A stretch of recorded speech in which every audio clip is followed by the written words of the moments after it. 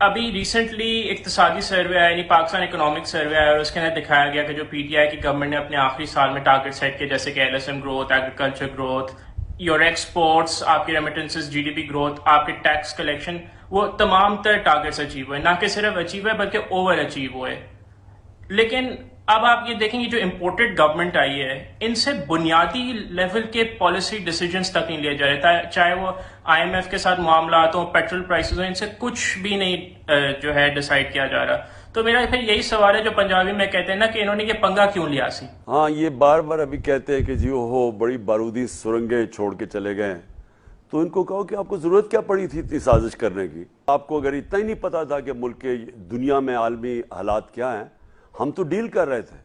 ہم تو پہلے آتے ساتھ ہی ان کی ایک بینکرپٹ چھوڑ کے گئے ساری اکانومی. یعنی جو سب سے بڑا بیرونی ملک خسارہ تھا، جس کو کرنٹ اکاؤنٹ ڈیفیسٹ کہتے ہیں، وہ ہمیں ملا تھا $20 ارب کا. اس کو بڑی مشکلوں سے ہم نے وہ بینکرپسی فائٹ کی. پھر اوپر سے دوسرے سال میں کووڈ آ گیا. تو اس کے اندر سے پھر اپنے ملک کو نکالنا، اور جتنے شاکس ہم نے دیکھے ہیں، ان کو تو کبھی اس طرح کا کرائسس آیا نہیں جو کووڈ-19 کا ہم نے فیس کیا تھا. اور دنیا میں دیکھیں کہ کتنی تباہی مچائی اس سے. اور ہم نے وہ ملک جو دنیا تسلیم کرتی ہے کہ چند ملکوں کی طرح جو سب سے بہترین طریقے سے ملک کو اس میں سے نکالا تھا، اس میں پاکستان ہے.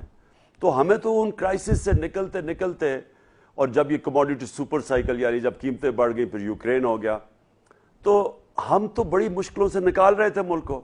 اور ہم نے یہ کہا، ہم نے نیوٹرلز کو بھی یہ کہا کہ اس وقت جس طرح کے حالات ہیں، اکانومی ڈی سٹیبلائز نہ کریں. یہ جو سازش ہو رہی ہے، ہمیں پتا تھا اس وقت ہو رہی ہے.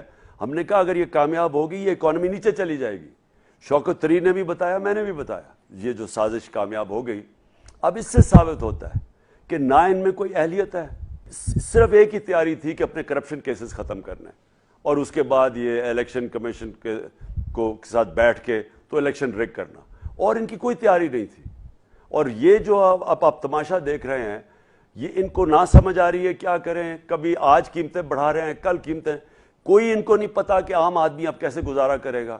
جس طرح کی مہنگائی آئی ہے، انہوں نے تو اگر تھوڑی تنخواہیں بھی بڑھائی ہیں نچلے طبقے کی، وہ تو کچھ بھی فرق نہیں اسے پڑے گا جس طرح کی مہنگائی ہے آج.